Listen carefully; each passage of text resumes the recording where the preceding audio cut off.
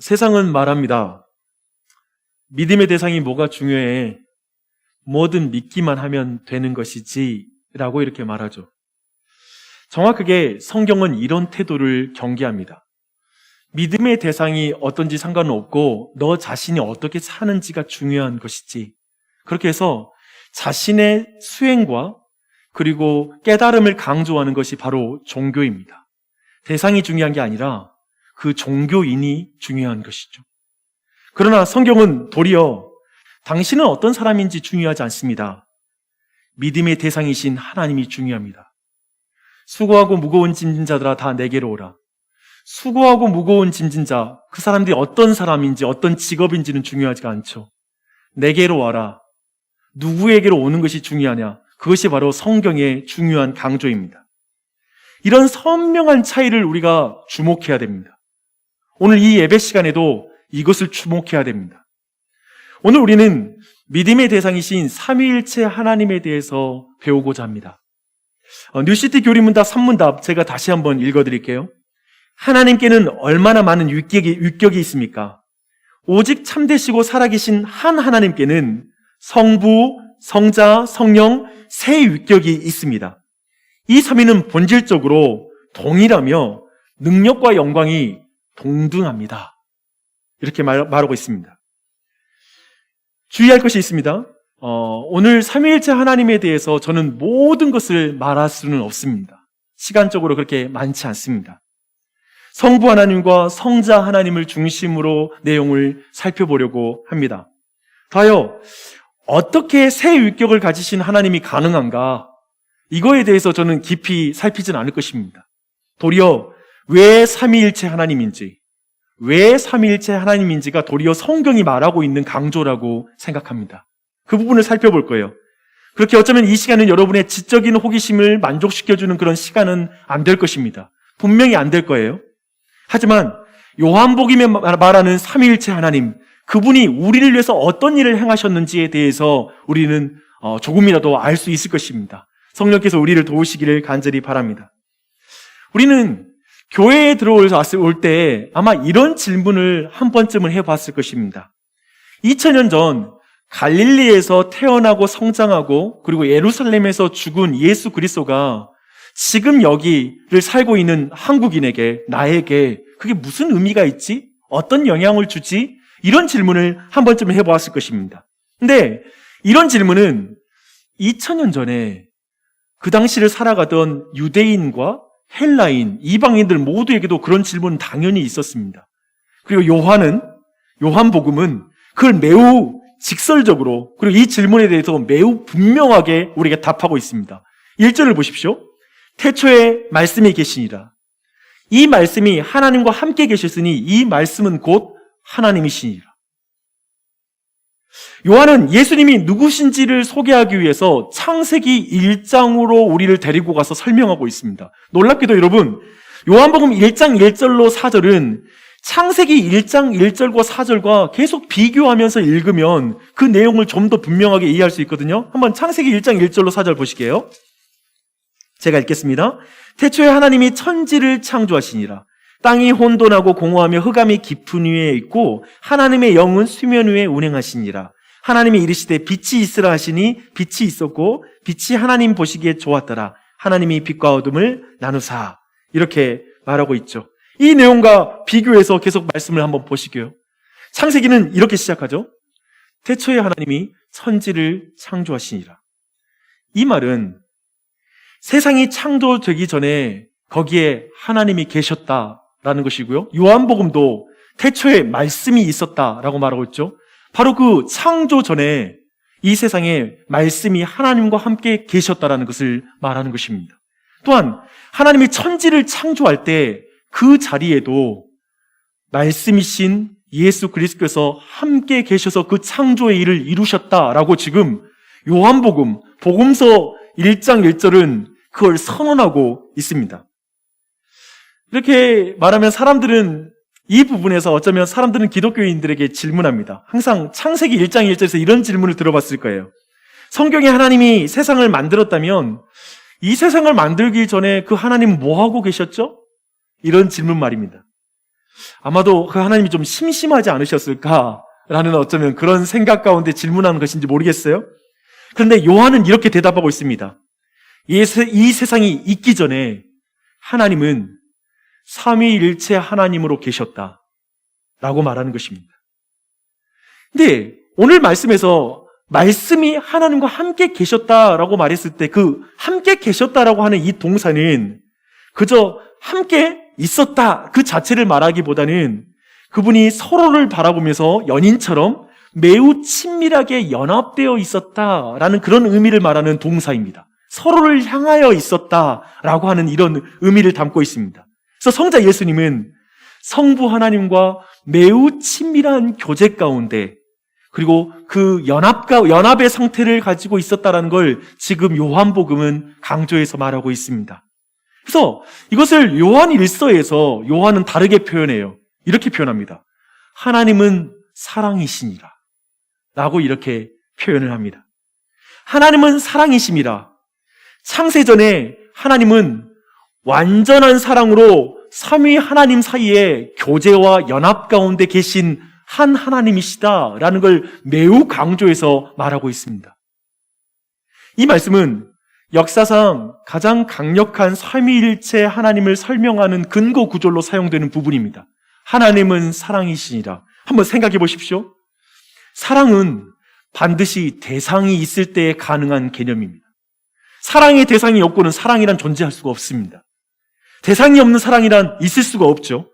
그런데 성경은 놀랍게도 모든 종교의 서적을 총통 들어서 신에 대해서 하나님은 사랑이심이라 라고 말하는 그 장면은 여기에 있습니다.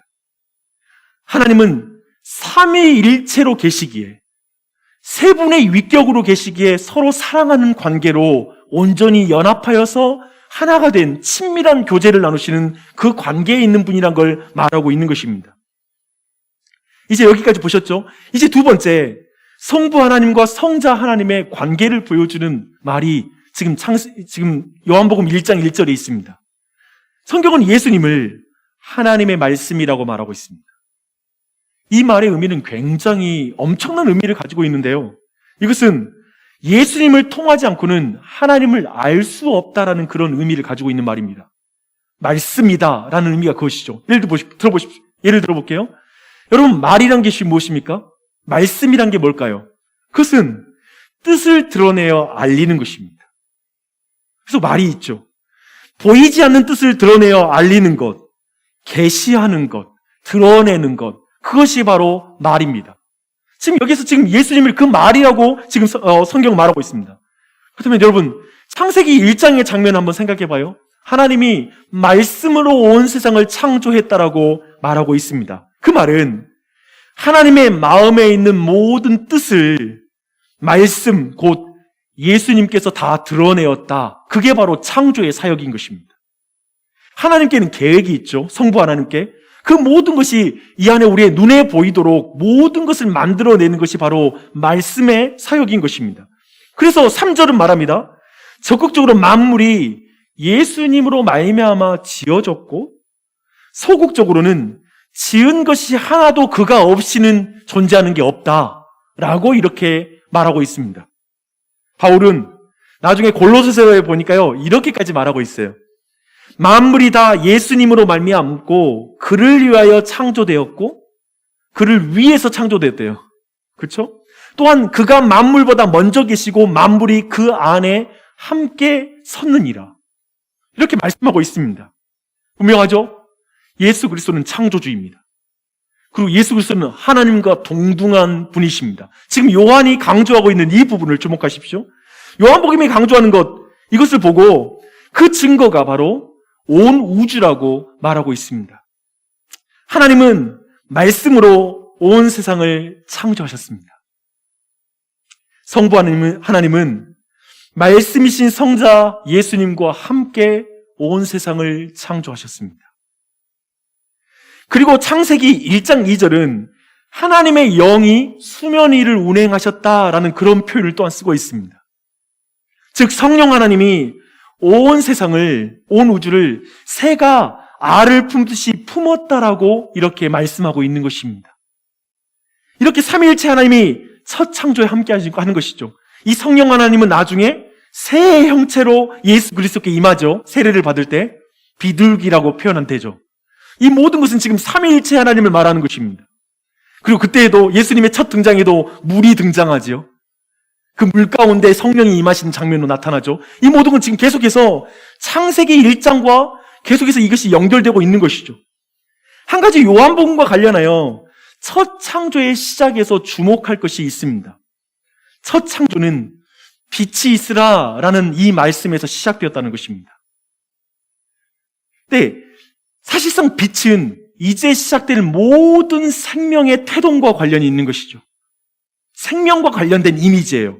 그래서 오늘 우리가 보는 요한복음 1장부터 18장 찰벌에는 빛, 생명 이런 모든 게 다 나와요. 개념이. 어둠. 그러니까 창세기 1장 1절로 4절 아까 제가 말씀드린 대로 여기와 겹쳐서 모든 이미지가 함께 반복되어서 사용되고 있습니다.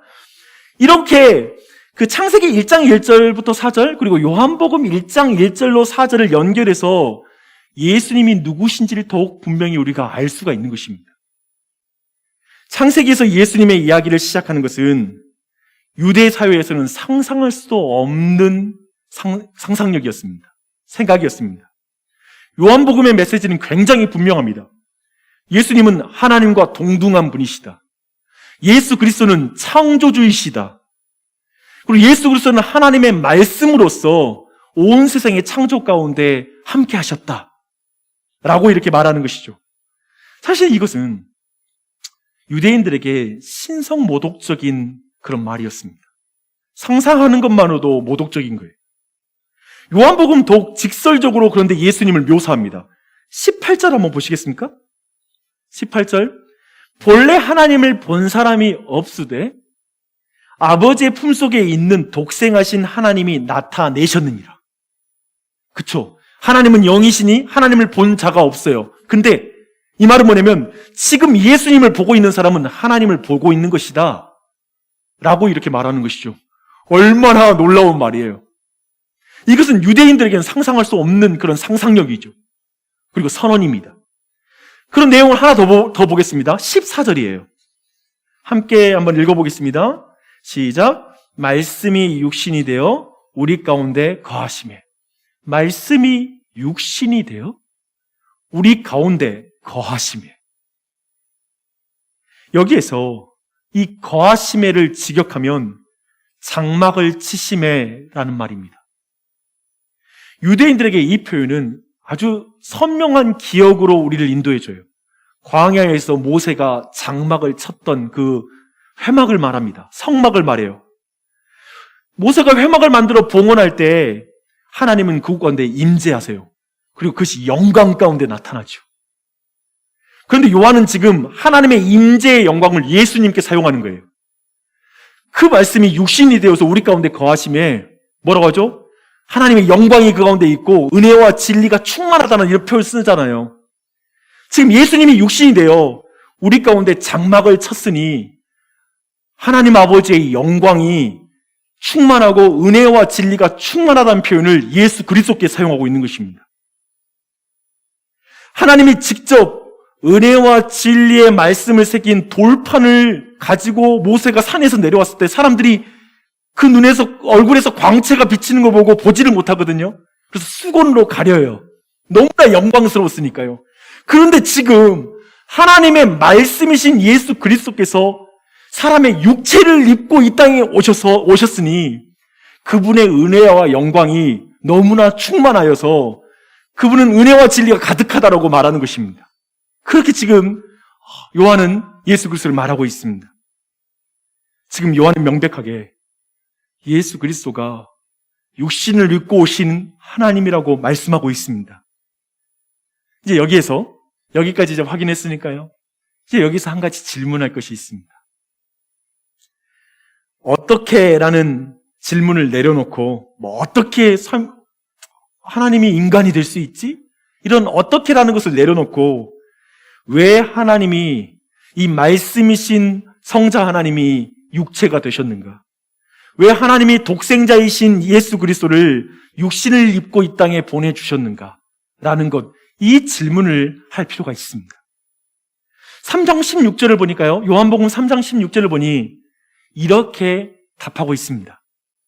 하나님이 세상을 이처럼 사랑하사 독생자를 주셨으니 이는 그를 믿는 자마다 멸망하지 않고 영생을 얻게 하려 하심이라. 이렇게 말씀하고 있습니다. 사랑이신 성부 하나님은 세상을 이처럼 사랑하사 독생자를 주셨다라고 말하고 있습니다. 성경은 어떻게, 우리 어쩌면 왜 하나님이 인간의 몸을 입고 이 땅에 오셨죠? 라는 질문 앞에 사랑 때문이라고 말합니다. 도대체 사랑을 왜 얼마나, 이 세상을 얼마나 하나님이 사랑하셨다는 말입니까? 세상이 얼마나 사랑스러웠기에 창조주가 피조물의 모습을 가지고 이 땅에 내려올 수 있단 말입니까? 어떻게 영원하신 하나님이 시간 안으로 들어올 수가 있단 말입니까? 어떻게 그 전능하신 하나님이 아기의 모습, 매우 무력한 모습으로 이 땅에 내려오실 수 있단 말입니까? 얼마나 사랑해서요. 여기서 강조되는 거예요. 하나님이 세상을 이처럼 사랑하여서 이 세상은 굉장히 아름답고 사랑받기 합당해서 하나님이 그렇게 사랑한 것이 아니라 세상이 하나님을 인정하지도 않고 하나님을 따르지도 않았고 하나님을 반역하는 세상이었기 때문에 이처럼 사랑하사가 우리 모두에게 사무칩니다. 하나님은 하나님께 반역한 세상, 창조주를 기억하지 않는 세상을 사랑하셨습니다. 우리를 사랑하셨습니다. 그래서 이처럼 사랑하사는 우리가 아직 죄인 되었을 때 하나님이 사랑하셨다는 말씀입니다. 하나님의 사랑은 반드시 말씀으로 드러나게 돼 있습니다. 하나님의 그 사랑, 성부 하나님의 사랑이 반드시 눈에 보이는 사랑으로 드러나게 되어 있어요. 구약에서 끊임없이 하나님은 말씀으로 선지자들을 통하여 그 백성을 사랑한다고 말하였고 하나님을 믿으라고 돌이키라고 말씀하셨지요. 그런데 그 말씀이 이제 육신이 되어 이 땅에 내려오신 것입니다. 왜요? 하나님이 세상을 이처럼 사랑하사 예수님이, 말씀이신 하나님이 육신을 가지고 이 땅에 오셨습니다.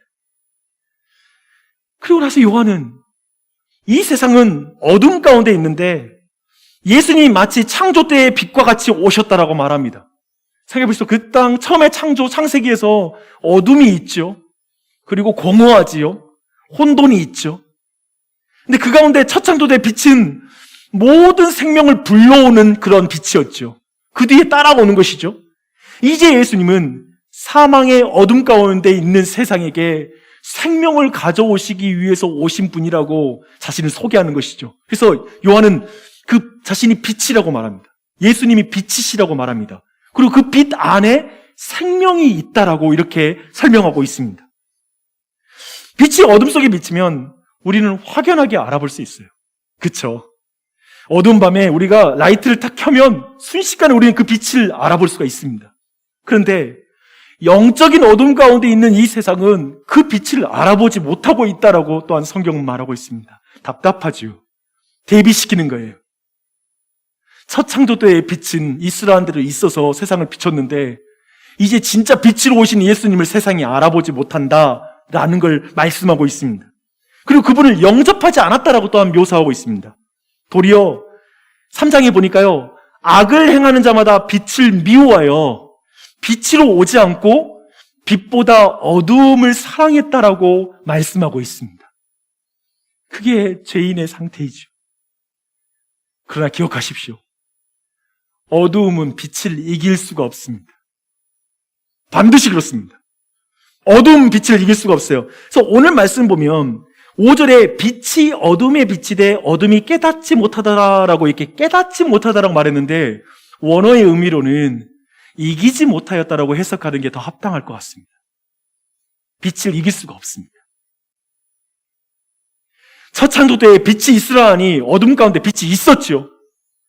그것처럼 어둠은 빛을 이길 수가 없습니다. 인간은 하나님의 사랑을 이길 수가 없습니다. 빛이 어둠을 이깁니다. 요한은 이 빛을 향해 우리 모두를 초대하고 있습니다. 이 빛으로 나오라고 말씀하고 있습니다. 제가 한번 2018년도에 성탄절 때 나눴던 그 이야기를 이제 나누면서 오늘의 말씀 전체 내용들을 마무리해야 될 것 같습니다. 1961년에 러시아의 우주 비행사인 유리 가가린은 처음으로 우주 밖에서 지구를 바라봅니다. 너무 아름다운 지구이죠. 당시 러시아의 수상이었던 니키타 후르시초프는 이 가가린의 우주의 유형을 이제 전 세계에 알리면서 자신감에 넘친 목소리로 그 소비에트 연방 공산주의의 무신론의 사상을 이렇게 사람 앞에 자랑합니다. 우리 러시아의 종교는 공식적으로 무신론입니다. 이제 우리는 역사상 무신론의 최고의 증거를 확보하게 되었습니다. 사람을 하늘나라로 보내봤지만 신은 그곳에 없었기 때문입니다. 이것이야말로 신이 없다라는 최고의 증거입니다. 이때 영국의 한 학자가 이것에 대한 글을 씁니다. 캠브리지의 교수이자 그리고 우리가 잘 아는 나니아의 연대기의 저자이기도 하고 20세기의 최고의 기독교 변증가라고 불리는 C.S. 루이스가 그 시절에 그때 살아 있었는데요. 니키타 후르시초프의 이 인터뷰, 이 내용을 방송을 보고 그가 보는 눈이라는 짧은 에세이를 씁니다. 그 에세이는 이렇게 말합니다.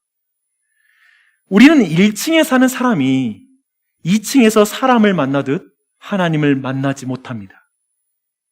후르시초프는 하나님을 마치 2층에 사는 사람처럼 생각하고 있습니다. 2층에 사람을 보내놓곤 집에 아무도 없으니 원래 2층에는 아무도 살지 않는 것이 분명하다라고 말하는 것입니다. 이 말을 하고 나서 루이스는 이어서 이렇게 말합니다. 생각해 보세요. 만약 하나님이 존재한다면 2층에 사는 사람이 3층에 사는 사람을 만나듯이 그분과 관계를 맺을 수가 없습니다. 오히려 사람이 하나님을 만나는 것은 셰익스피어가 햄릿을 만나는 것과 비슷한 것입니다. 셰익스피어는 햄릿을 창조했죠. 햄릿이 셰익스피어에 대해 알 수 있는 유일한 방법은 셰익스피어가 연극 내용에 자신을 적어 넣는 것 뿐입니다. 햄릿이 무대 지붕 위로 올라간다고 셰익스피어를 발견할 수가 있을까요? 오직 셰익스피어가 말하자면 창조자가 자신을 피조물에게 드러내는 것만이 유일한 방법입니다. 여러분이 창조자를 알 수 있는 유일한 방법은 그가 자신이 만든 세계 안에, 즉 연극 안에 스스로를 드러내는 것뿐입니다. 루이스의 결론은 이것입니다. 하나님은 단지 정보를 좀 제공하시는 수준을 훨씬 넘어선 일을 행하셨습니다. 즉, 자신이 만든 창조 세계 안으로 들어오셨다는 것이죠. 저 지붕을 뚫고 들어온 것이죠. 이건 누구도 어떤 신도 하지 않은 일이죠. 하나님은 어떤 일을 행하셨습니까? 창조주가 피조 세계 안으로 들어오셨습니다. 인간의 몸을 입고요. 말씀이 육신이 되셨습니다. 태초에 말씀이 계시니라. 이 말씀이 하나님과 함께 계셨으니 이 말씀은 곧 하나님이시니라. 말씀이 육신이 되어 우리 가운데 거하심에.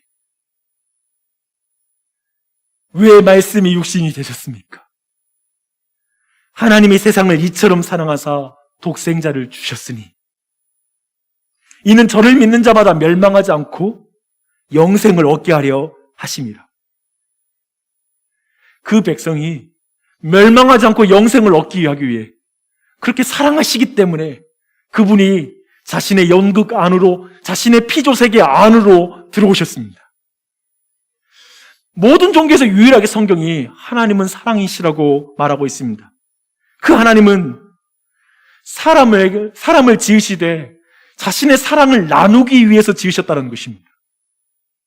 외로워서 인간을 만들거나 뭔가 부족하기 때문에 인간을 만들거나 인간의 어떤 섬김이 필요하기 때문에 하나님이 인간을 지으신 것이 아니라 삼위일체 하나님 사이에 조금도 부족함이 없이 완전하게 교제하고 사랑하고 충만하셨을 때 그 충만한 것을 나누기 위해서 사람을 지으신 것입니다. 얼마나 놀라운가요? 그런데 문제는 하나님을 사람들이 버렸습니다. 하나님의 사랑을 거절했습니다. 스스로 자신을 사랑해 주는 것이 하나님이 나를 사랑해 주는 것보다 더 낫다라고 생각했습니다. 스스로의 힘으로 자신의 인생을 계획하고 자기의 지혜대로 자기 힘대로 인생을 살아가는 것이 하나님이 나를 도와주는 것보다 좋기 때문에 기도하지 않았습니다.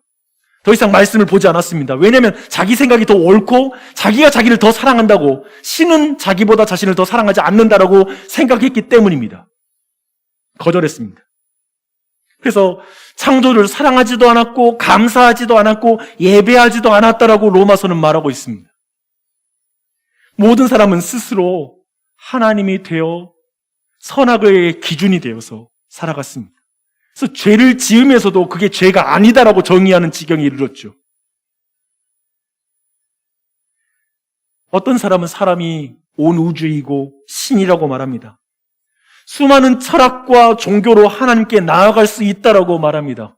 그들 스스로가 하나님을 만나겠다고 말합니다. 그 모든 시도는 2층에 올라가면 하나님이 있을 것이고 그렇게 올라가면 만날 수 있다라고 생각하는 후르시초프의 세계관을 그대로 가지고 있습니다. 계속 1층 사람이 2층에 올라가 이웃을 만날 수 있는 것처럼 하나님을 만날 수 있다고 생각하는 것입니다. 아니요. 성경은 그렇게 말하지 않습니다. 하나님께 스스로 나아갈 자가 아무도 없습니다. 거룩하신 하나님께 스스로 나아가 그분께 도달할 자가, 그분의 영광에 이를 자가 아무도 없다라고 성경은 말하고 있습니다. 죄인이 수고하여 하나님을 만날 방법이 없습니다. 모든 문명, 과학, 도덕, 철학, 물질로 하나님께 다다르고자 하는 것은 후르시초프의 세계관입니다. 여전히 인간은 과학 문명을 믿습니다. 이제 우주 밖에까지 갔는데 이제 더 어디 양자 역학으로 들어가든지 뭘로 들어가서 하나님에 대해서 부인하고자 합니다. 아니요. 그렇지 않습니다. 오직 하나님이 자신을 드러내야 우리는 하나님을 알 수 있습니다. 오직 하나님이 우리에게 오셔야 우리는 하나님을 만날 수 있습니다. 그래서 하나님은 아담과 하와가 범죄한 이후에 끊임없이 수많은 선지자와 사건을 통해 그 백성들에게 다가오시는 것입니다. 약속하고 그 약속을 지키시는 분으로 우리에게 오시는 것입니다. 그걸 기록한 것이 성경입니다. 그렇게 하나님을 알리셔도 사람들은 하나님을 계속 떠났습니다. 하나님을 알아보지 못했습니다. 그런데도 하나님은 그들을 너무나 사랑하셨습니다. 결국에 말씀이신 하나님께서 육체를 입고 우리에게 오셨습니다. 빛이 어둠 가운데 내려오셨습니다. 창조주가 자신이 만든 창조의 세계 안으로 들어온 것입니다. 창조주가 인간의 육체를 가지고 역사 속으로 들어온 것입니다.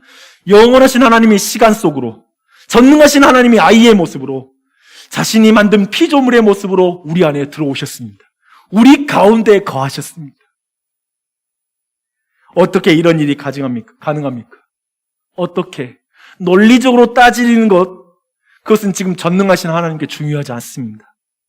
왜 하나님이 인간이 되셨습니까? 이 질문이 중요합니다. 왜 그토록 약한 아이의 모습으로 오셨습니까? 왜냐하면 세상을 이처럼 사랑하사. 하나님은 사랑이시니라. 하나님은 사랑이시니. 그걸 마음으로만 우리를 사랑할 수 없어. 반드시 그분의 사랑은 드러나게 돼 있으니까. 삼위일체 하나님으로 우리에게 오시는 분으로 드러나는 것이죠. 성경은 말합니다. 사랑 때문에, 죄인을 향한 사랑 때문에. 하나님은 이 세상의 메인 캐릭터인 사람을 사랑하셨습니다. 그래서 그 사랑은 결국 자신을 그 영국 속으로 집어넣으셨죠. 그리고 아이로우신 예수님이 이 땅에서 인간이 겪을 모든 고통을 대신 감당하십니다. 죽음을 대신 감당하십니다. 그만큼 우리를 사랑하셨습니다. 여러분, 이 빛 앞에 서시겠습니까? 이 빛을 받아들이시겠습니까? 그 빛 앞에 여러분의 어두운 죄악이 드러난다고 해서 도망치시겠습니까? 아니요. 빛을 향해 나아오십시오. 나아오십시오. 멀어지지 마십시오. 안 됩니다. 멀어지면 안 됩니다. 자꾸 세상을 향해 뒤로 빼지 마십시오. 빛으로 나아오십시오. 2000년 전에 고대 근동에서 나고 자라고 죽은 예수가 왜 지금 온 세상에 빛이 됩니까? 그저 인간이라면 그럴 수 없죠. 왜 그의 죽음이 우리의 죽음이 되고 왜 그의 부활이 우리의 부활이 됩니까? 왜 그리스도인들은 바로 자신의 신앙이 종교가 아니라 그 예수를 믿는다고 말하면서 그리스도인이라는 걸 자처합니까? 왜냐하면 그 예수가 하나님이시기 때문에 그렇습니다. 그 예수님은 하나님이십니다. 이것은 여전히 지금 우리 시대에도 받아들이기 어려운 선언입니다. 하지만 말씀으로 세상을 창조하신 하나님의 말씀을 흘려듣지 마십시오. 그분이 하나님이라는 그 말씀을 흘려듣지 마십시오. 예수님에 대해 적당한 종교의 창시자로 믿을 수 없습니다. 예수 그리스도를 좋은 선생이라고 생각하며 교회에 다닐 수가 없습니다. 거기에 머물 수가 없습니다. C.S. 루이스는 우리 모두에게 예수에 대해서 취할 수 있는 우리의 태도에 대해서 또한 이렇게 경고하면서 말하고 있습니다.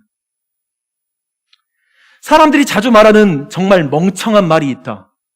난 그 말이 다시는 안 나왔으면 좋겠다. 그 말은 이런 말이다. 나는 예수를 위대한 도덕적인 선생으로 받아들일 마음의 준비가 되어 있어요. 하지만 그를 하나님으로 인정할 수는 없습니다. 이 말은 정말 말이 안 되는 말이다. 만약 그저 예수가 인간이기만 한 어떤 사람이 예수님이 한 것과 같은 말, 곧 스스로를 하나님의 아들이라고 말한다면 그는 도덕적 선생이 될 수가 없다.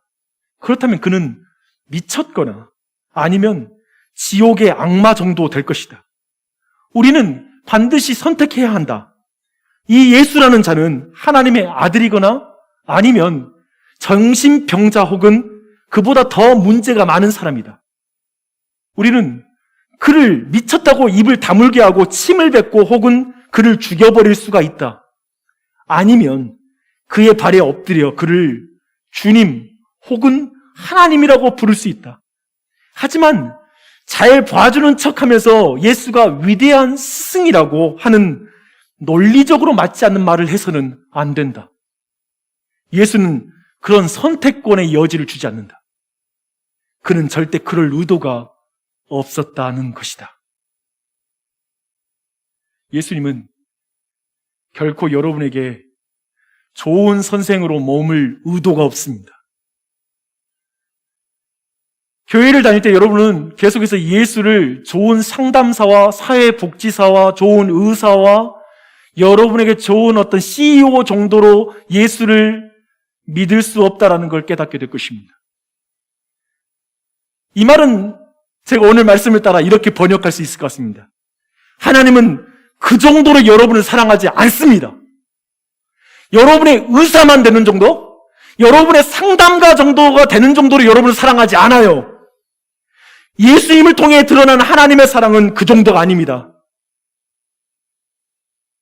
그분은 여러분의 죽음 가운데 나아갈 때, 영혼이 죽음을 당할 때 그 영혼의 죽음을 위해 대신 죽을 정도로 여러분을 사랑합니다. 그래서 여러분의 진정한 주인이요 왕, 살아서나 죽어서나 여러분의 희망이 되는 것 정도로 여러분을 사랑합니다.